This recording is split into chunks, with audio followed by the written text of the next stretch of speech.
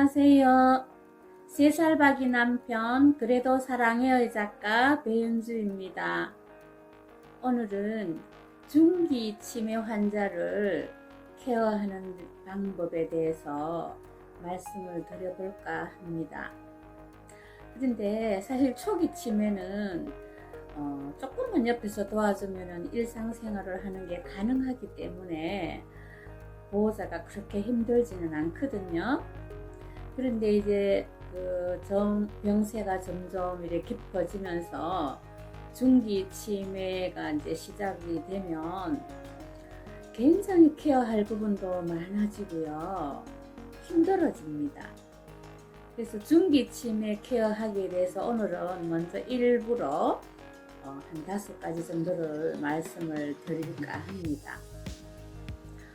처음에 중기 치매 환자를 케어하는 데 있어서 의사소통의 문제가 이제 나타나기 시작을 합니다. 단어 선택도 힘들어지고 또 단어를 조합하는 것도 힘들어지고 했던 말을 계속 반복하기도 하고 또 주변에서 이렇게 대화를 할 때 그 흐름을 잘 타지 못해요. 그리고 새로운 단어를 이해하지를 못하기도 하고요. 때에 따라서는 상황에 적합하지 않은 표현을 함으로 인해서 주변의 사람들이 조금 놀림감이 되기도 하고요.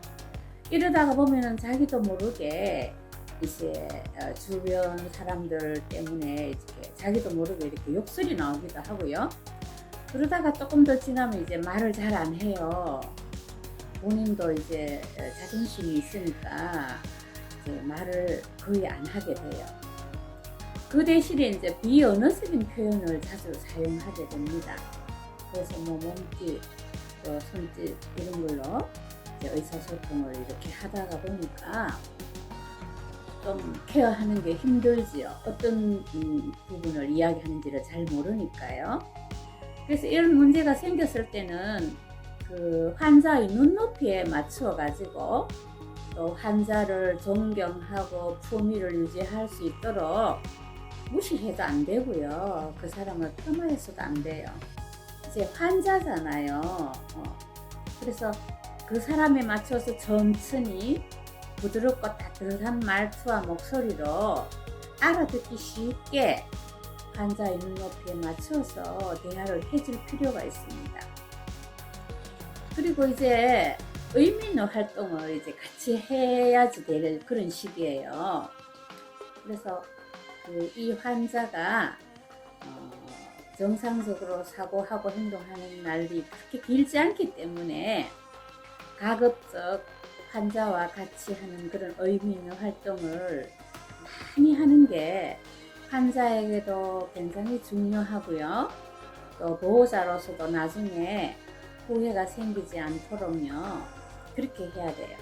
그래서 같이 산책을 하기도 하고 또 가까운 곳으로 여행을 하기도 하면서 보호자와 환자가 같이 힐링이 되고 즐거운 시간을 많이 가지면은 물론 그 사람은 지나면은 다 잊어버리겠지만 그 순간만은 환자도 굉장히 행복해하고 힐링이 되기 때문에 이런 기회를 많이 가지는 것이 좋을 것 같아요.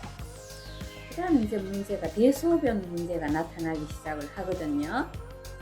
뇌의 변화로 자연적으로 요일을 잘 알아차리지를 못해요. 그러니까 자기가 오줌이 누고 싶다는 이런 표현을 잘 못해요. 그리고 화장실을 잘 못 찾아요. 이때 되면. 그래서 이제 화장실 표지로 이렇게 해 두긴 해도 스스로 찾아가서 용변을 잘 못 보게 돼요. 그래서 어쩔 수 없이 시간을 정해가지고 이제 실수 안 하도록 환자가 이렇게 인도하는 것이 굉장히 중요해요. 그래서 저는 이제 남편이 이렇게 한두 번 실수를 하기 시작하면서 제가 이제 시간을 정했어요. 그래서 자고 일어나면은 화장실에 모시고 와서 소변을 보도록 하고 또 밥 먹고 나서 이제 준비를 다 해가지고 주간보호센터 가기 전에 또 용변을 한번 보도록 하고 이제 선생님에게는 오전에 한 2번 정도 화장실을 좀 모시고 가라고 부탁을 드리고, 또 오후에도 한 2번 정도 화장실 가실란가 물어서 모시고 가도록 이렇게 정해 놓으면은 그래도 실수를 안 해요. 그런데 이제 이때 옷이 문제거든요. 만약 벨트가 있는 이런 쨍옷 이런 거 필요가 없어요. 이제 이때는 어쨌든 스스로가 이렇게 벗고 내리기 좋은 그런 옷으로 입혀드려야 돼요. 그래서 뭐 고무줄 밴드로 되어 있다든지 아니면 트레이닝복 같은 게 굉장히 좋은 것 같아요.